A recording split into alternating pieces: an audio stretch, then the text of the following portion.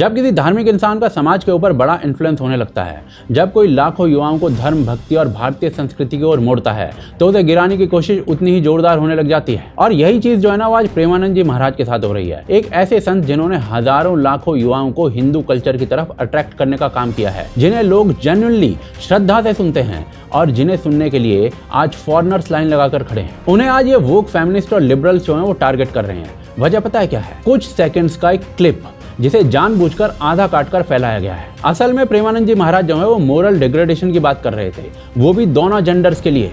सुशीला जी, राधे राधे महाराज जी। महाराज जी, आजकल के समय में बच्चे चाहे अपनी पसंद से शादी करें या माता पिता की पसंद में, दोनों ही परिस्थिति में परिणाम अच्छे नहीं आते। ऐसे में हम कैसे पता लगे कि अच्छे आएंगे कैसे? अच्छे आएंगे कैसे? आजकल बच्चों और बच्चियों के चरित्र पवित्र नहीं है, तो अच्छे कैसे आएंगे? मान लो हमें 4 होटल के भोजन खाने की जबान में आदत पड़ गई है, तो घर की रसोई का भोजन अच्छा नहीं लगेगा। जब 4 पुरुष से मिलने की आदत पड़ गई है, तो एक पति को स्वीकार करने की हिम्मत उसमें नहीं रह जाएगी। ऐसे ही जब 4 लड़कियों से व्यभिचार करता है, तो वो अपनी पत्नी से संतुष्ट रहेगा, उसे 4 से व्यभिचार करना पड़ेगा, क्योंकि उसने आदत बना ली है। अब आजकल बहू मिलना और या पति मिलना बड़ा मुश्किल है, बड़ा मुश्किल है। लेकिन आज सोशल मीडिया पर इस वीडियो का जो लड़कियों वाला हिस्सा है ना, उसे काट काट कर जानबूझकर वायरल किया जा रहा है। 100 में कोई 2-4 कन्याएं ऐसी होंगी जो अपना पवित्र जीवन रखकर किसी पुरुष को समर्पित होती होंगी। कैसे वो सच्ची बहू बनेगी? जो 4 लड़कों से मिल चुकी वो सच्ची बहू बनेगी। और इस तरीके से ये नैरेटिव बनाया जा रहा है कि देखिए प्रेमानंद जी महाराज कितने एंटी वुमेन हैं, और इस प्रोपेगेंडा को प्रूव करने के लिए पूरा का पूरा वोक ब्रिगेड एक्टिव हो चुका है। कोई यहाँ तक कहने पे आ चुका है कि वो पाखंडी हैं, कोई आधी अधूरी क्लिप शेयर करके उनको बदनाम कर रहा है। इवन न्यूज चैनल्स भी टीआरपी के लिए ऐसे झूठे प्रोपेगेंडा को बनाने में मदद कर रहे हैं, चाहे वो एबीपी न्यूज हो। सवाल पूछा जा रहा है कि आखिरकार प्रेमानंद महाराज इस तरीके से महिलाओं के अपमान वाले ये बयान कैसे दे सकते हैं? किस आधार पर प्रेमानंद महाराज की तरफ से ऐसे महिलाओं को कटघरे में खड़ा कर दिया गया कि 100 में से 2-4 कन्याएं ही समर्पित होती होंगी, और सारा समर्पण, सारी नैतिकता, इसकी उम्मीद या इसका दारोमदार, इसकी जिम्मेदारी सिर्फ और सिर्फ कन्याओं और महिलाओं के कंधों पर ही क्यों? या फिर न्यूज 24 हो। लड़कियों पर प्रेमानंद महाराज का विवादित बयान आया है। उन्होंने लड़कियों के चरित्र पर एक बयान दिया, सवाल उठाए। न्यूज 24 से लेकर एनडीटीवी तक एक तरफा नैरेटिव बना रहे हैं, और कई जर्नलिस्ट जो है ना, इसे एक नया ही मोड़ देने में लग गए हैं। हाल ही में ये वाकया सामने आया है जिसमें प्रेमानंद महाराज ने महिलाओं को लेकर जो टिप्पणी की है उसे चरित्र हनन के तौर पर देखा जा रहा है महिलाओं के। ऐसे में सोसाइटी क्या सोचती है और सोसाइटी में लोग महिलाओं को लेकर क्या सोच रखने लगेंगे, तमाम तरह के सवाल उठ खड़े हुए हैं। अब भाई साहब, इनका तो समझ में आता है कि टीआरपी के लिए नंगे भी हो जाएंगे, पर कई फेमस पर्सनैलिटीज हैं जो काफी एजुकेटेड हैं, वो भी इस प्रोपेगेंडा का शिकार हो चुके हैं। विजेंद्र चौहान जी भाई साहब वो कह रहे हैं कि प्रेमानंद जी महाराज जो है ना, वो महिलाओं को पवित्रता का सर्टिफिकेट बांट रहे हैं। वो अपना जो सर्टिफिकेट है उसे अपनी झोली में रख लें। ब्रो, आप ना यूपीएससी के टीचर रह चुके हो, कम से कम पूरी बात तो सुन लो। उन्होंने साफ तौर पर दोनों जेंडर्स की मोरल गिरावट की बात की है, लड़कियों की नहीं की बस। लड़का हो या लड़की, अगर वो इमोशनली और फिजिकली अलग अलग पार्टनर के साथ जुड़ा रहता है, तो वो शादी के बाद या फिर एक कमिटेड रिलेशनशिप के अंदर संतुष्ट और स्थिर नहीं रह पाता है।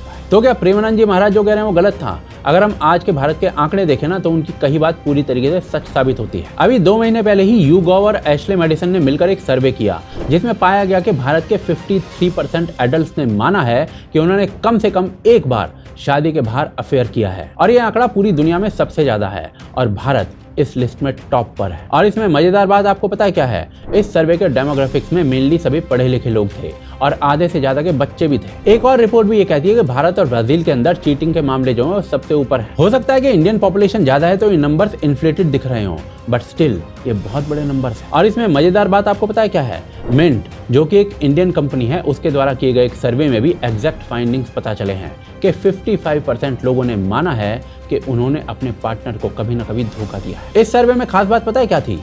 कि 56% विमेन चीटिंग में शामिल थी, यानी पुरुषों से भी ज्यादा। 49% लोगों ने बताया कि उनका शादी के बाहर किसी और से इंटीमेट रिश्ता रहा है।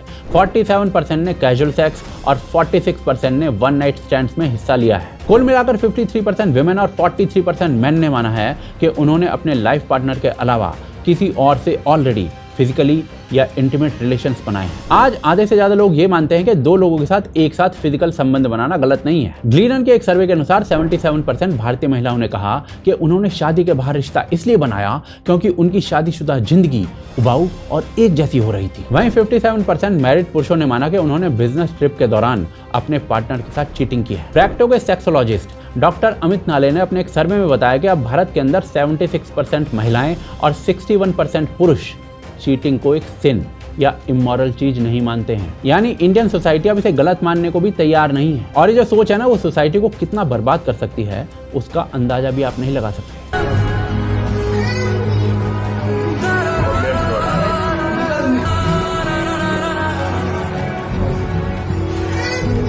जिन शादियों की शुरुआत अफेयर से होती है ना, उनमें से लगभग 75% जो है वो तलाक में खत्म होती हैं। और सबसे अनफॉर्चुनेट बात यह है कि ऐसे मामलों में जो लोग धोखा खाते हैं ना, उनमें से आधे से ज़्यादा डिप्रेशन, एंजाइटी और PTSD यानी कि पोस्ट ट्रॉमेटिक स्ट्रेस डिसऑर्डर के शिकार हो जाते हैं। इन लोगों के अंदर सेल्फ कॉन्फिडेंस खत्म हो जाता है, उन्हें छोड़े जाने का डर सताता है और भविष्य के अंदर किसी पे भरोसा करना मुश्किल हो जाता है। ये सब कुछ साइंटिफिकली प्रूवन कॉन्सिक्वेंसेज हैं। इसके अलावा फाइनेंशियली और इमोशनली कितना इम्पैक्ट होता है ना, उसका अंदाजा भी कोई नहीं लगा सकता है। अभी तो ना जाने कितने और सर्वे हैं जो मैं आपको बता सकता हूँ, जो आपको हिलाकर रख सकते हैं। तो भाई साहब, ऐसे में आप सोचिए कि जब प्रेमानंद जी महाराज ने ये सारी बातें कही कि आज के लड़के और लड़कियां बार बार रिश्ते बदलते हैं और फिर शादी में टिक नहीं पाते हैं, तो उन्होंने कुछ गलत कहा।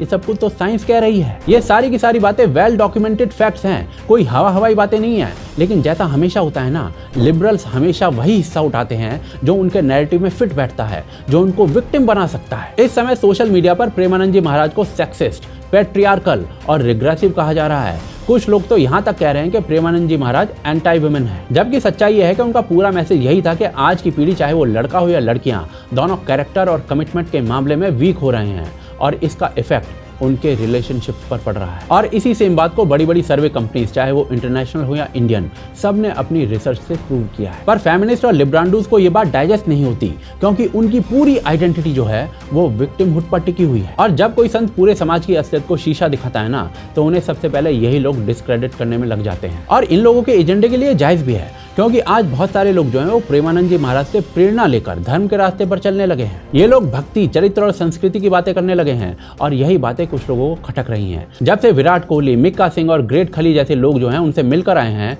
तब से युवाओं का झुकाव भी उनकी तरफ बढ़ा है। अब वही युवा जो पहले सोशल मीडिया और ट्रेंड्स में उलझा रहता था ना, वो थोड़ा बहुत धर्म और भक्ति की बातें सुनने लगा है। और इसीलिए प्रेमानंद जी महाराज जो है वो जेन ज़ी के अंदर धीरे धीरे कूल बन रहे हैं, जो कि अपने आप में एक बहुत बड़ी बात है। अगर ये सिलसिला ऐसे ही चलता रहता है ना, तो जेन ज़ी के अंदर एक बड़ा बदलाव आ सकता है। बच्चे जो हैं वो धर्म को समझने लगेंगे, उस पर गौरव करने लगेंगे और यही चीज उन लोगों के लिए खतरा बन जाती है जो सालों से हिंदुत्व को बर्बाद करने का धंधा चलाते हैं। और इसीलिए प्रेमानंद जी महाराज को बदनाम करने की कोशिश की जा रही है, ताकि जो आवाज लोगों को सही काम करने के लिए कह रही है वो दबा दी जाए। और इस चीज को दबाने के लिए ना क्लिप कटवे जो हैं वो एक्टिव हो चुके हैं।